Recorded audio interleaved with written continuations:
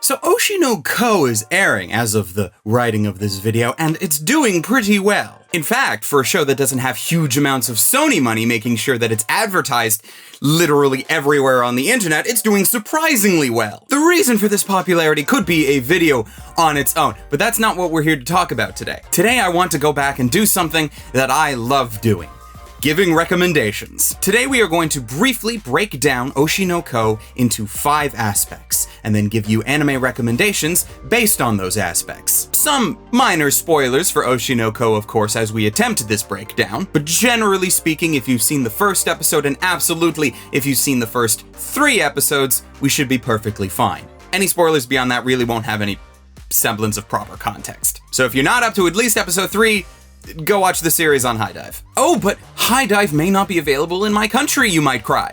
In which case, you might like to hear about today's sponsor. Glass Reflection would like to thank the sponsor of this video today, being the good people over at Surfshark VPN. We are going to be talking about a variety of shows today on a variety of streaming platforms. And depending on where you live, it is possible that these shows, which exist on particular platforms, might not be available to you. Which is why you might want to use a VPN like Surfshark in order to mask your location and bypass the region locking of some streaming services so that you can access shows that you might not be able to otherwise. Content blocked on services such as Netflix, YouTube, and elsewhere can be accessible simply by connecting to a local server of the country that you would like to access. Not only that, but Surfshark can also help protect your privacy and what you view online as you surf and watch anime and videos on the web, securing your data and encrypting it to help stop people from eavesdropping on your connection. And of course, Surfshark is available on a variety of devices as well as your PC, so you can watch your anime on the go if you so choose.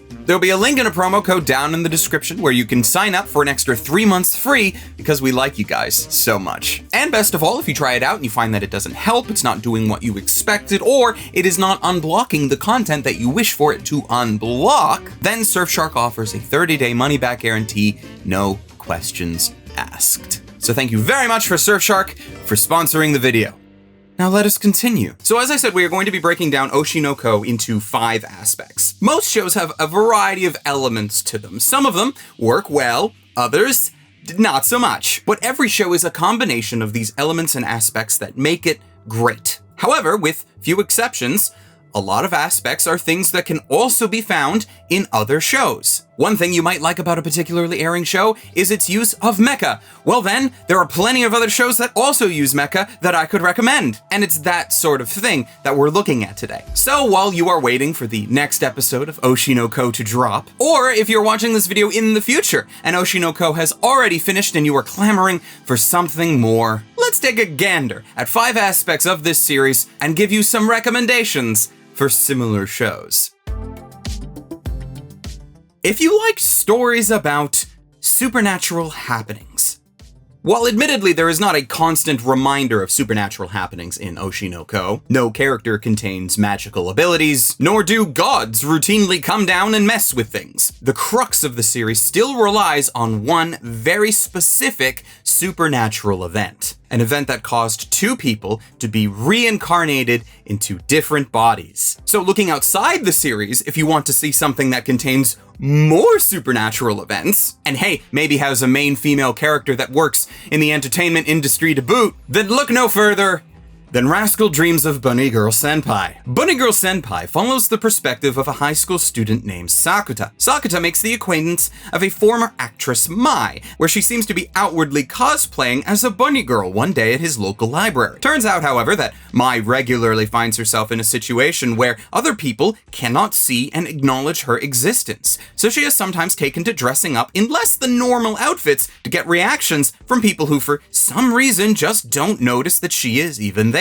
Sakuta, however, has no problem with this. Now, the bulk of the Rascal series doesn't just focus on Mai. It shows a variety of girls suffering from many different types of supernatural happenings. Sakuta becomes a reluctant mystery solver of sorts, having to determine what exactly is mentally wrong with all these girls that he runs into, as they all have some kind of damage that morphs into these really weird situations in the first place. The big connection in my mind between the two shows is how both protagonists, Sakuta and Aqua, are placed in a situation through supernatural circumstances in order to solve problems. While Aqua has his own agenda that is playing out throughout Oshi no Ko, he keeps getting involved with others on his path and tries to help them in some way, even if he's able to play it off as just helping himself and his own goals. Sakuta is far more actively focused into the lives of the people he helps because he seems to be one of the few, if not only people on the planet that can acknowledge the supernatural events that are happening to the show's characters. Both stories include things that absolutely would not happen or cannot happen in real life, as far as we know. And it is able to showcase these unreal events with very emotional and heartfelt moments. And all of that makes Bunny Girl Senpai a clear recommendation if that is an aspect that you enjoy. If you liked stories about a doctor's murder mystery. Speaking of Aqua, of course, and his own goals and agenda, Aqua is a former doctor who gets reincarnated and lives a nice, relaxing life, until his idol and new mom gets brutally murdered by a fanatic who was directed her way by, Aqua assumes, his unknown father. So the doctor becomes a detective on the hunt for a murderer. In the history of all anime ever, there is really only one clear recommendation that follows the aspect of a doctor searching for a murderer. And that series is Monster. Monster follows the POV of Japanese Dr. Tenma, a skilled surgeon who has moved to and lives quite well in West Germany. Tenma is forced to make a difficult decision one day as his skills are required to save two separate patients at his hospital, a young boy and the city's mayor, but he only has time to save one of them. So he chooses the boy. Little does he know that in the decades since saving that boy, the young man grows up to become Johann Liebert, a man who has no qualms with murdering a man right in front of our good doctor and calmly walking away. Tenma is now wrought with the internal dilemma of having saved this boy who becomes a murderer and takes it upon himself to begin searching for Johann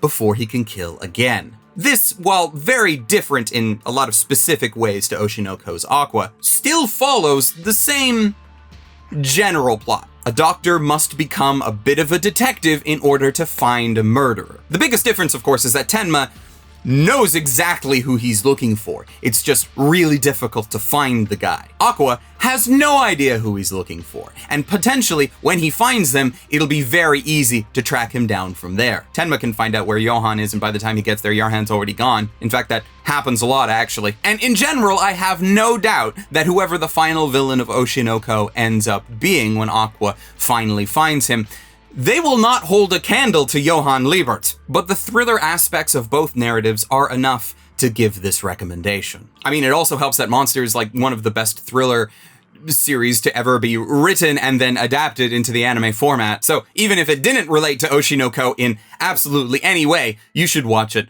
regardless. If you liked stories about becoming an idol, becoming an idol is fairly well baked into the DNA of Oshi no Ko, and a large part of the show's secondary narratives all revolve around how Japan's entertainment industry works, especially with how that relates to idol culture. There are the several ways one could become an idol, the trials of gaining and maintaining any semblance of popularity. Now, with the idol industry being so popular in Japan and such a driving force, it is no surprise that there are a variety of anime that cover this industry in great detail. There are a multitude of idol shows that I could recommend for you to watch. Heck, some of the most financially successful anime of all time are idol shows. Love Live, Idol Master, Uma Musume Pretty Derby, if horse girls are your thing. But in my mind, most of these idol shows end up getting weighed down by one major thing: their very large casts. whole slews of girls that for the most part get very little screen time unless they already have become popular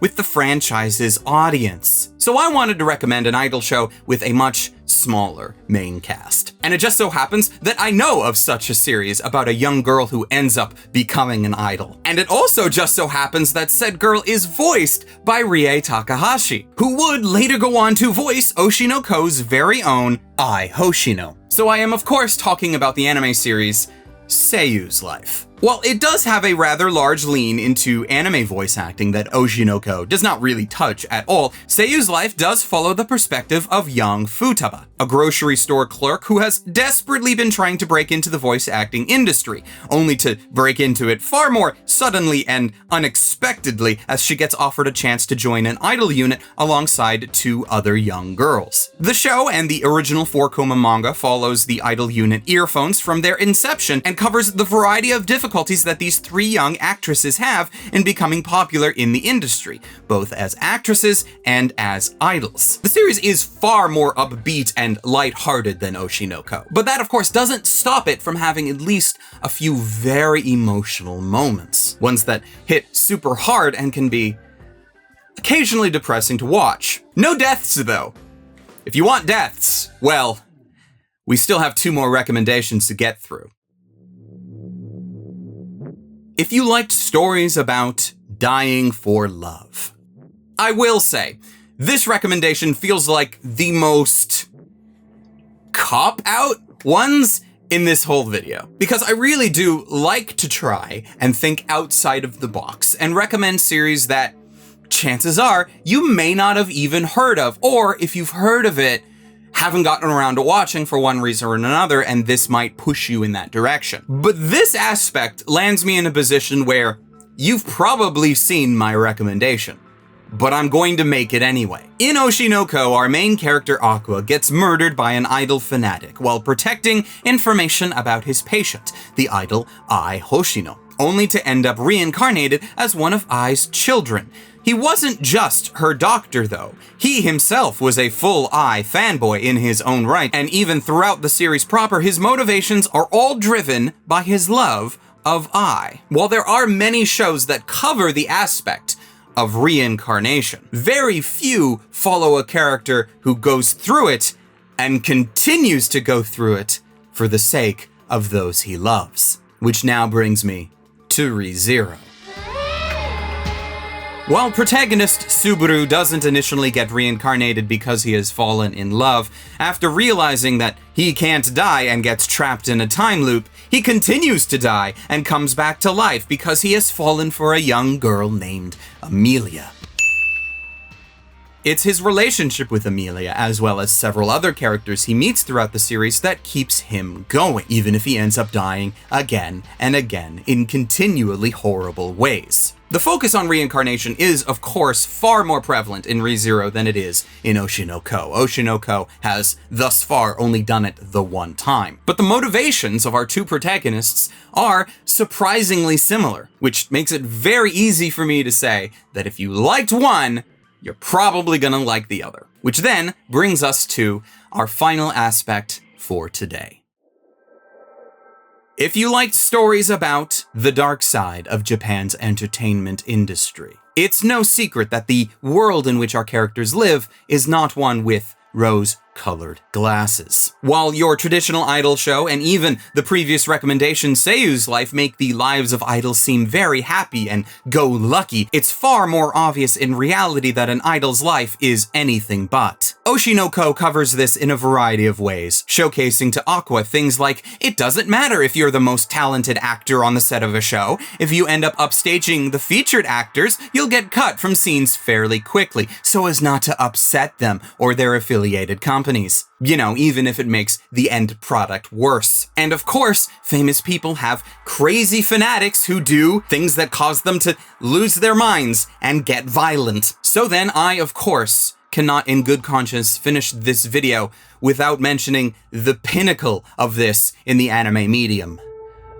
Perfect Blue. Perfect Blue is a film directed by the late, great Satoshi Kon, following the experiences of pop idol Mima, who, after a decent run in the spotlight as a singer, decides to switch tracks in the entertainment industry and sets her sights on becoming a professional actress, only to find out that one does not simply escape the life of being an idol. It'll follow you everywhere, and it will not be kind. Simply put, I do not believe that Oshi no Ko would exist in the form that it does without Perfect Blue. There are far too many similarities between the two works. And while it is possible that it is all just one massive coincidence, since, they're both covering the exact same industry with horrible real-life stories, considering just how well regarded Perfect Blue has been in the decades since its release, I find it very hard to believe that no one involved in the actual narrative construction of Oshi no Ko has seen it. If you told me that the writer of Oshi no Ko has not seen Perfect Blue, I would call you a liar and demand you to show me proof otherwise, even though I know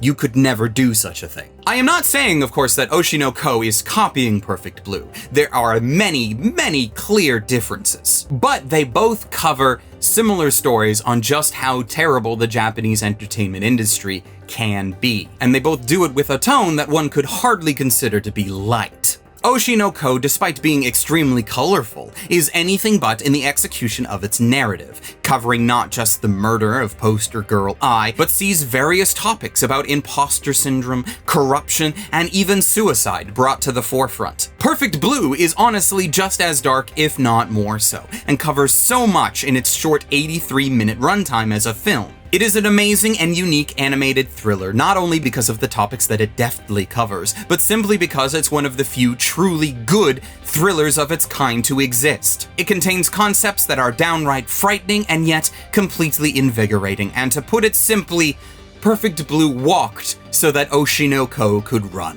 Which is a statement I will only retract if Oshi no Ko ends up shitting the bed by the end of the final episode. Which still could happen, but even if it does, every series that I have mentioned today, covering all 5 aspects of Oshi no Ko, are worth the watch regardless in my mind. And if you are a fan of any of those aspects of Oshi no Ko, then you should absolutely watch them. And with that, I leave you. Thank you for watching this video. Thank you to the patrons who support this channel, like Ross Emerson, Omar Showman, Ahagao Comics, Hector Montemayor, Wago221, Deluxe Flame, City Yamako, and Rifen Bonaparte for supporting videos like these that I end up making. And until next time, ladies, gentlemen, and others, watch more anime, probably these ones, and stay frosty.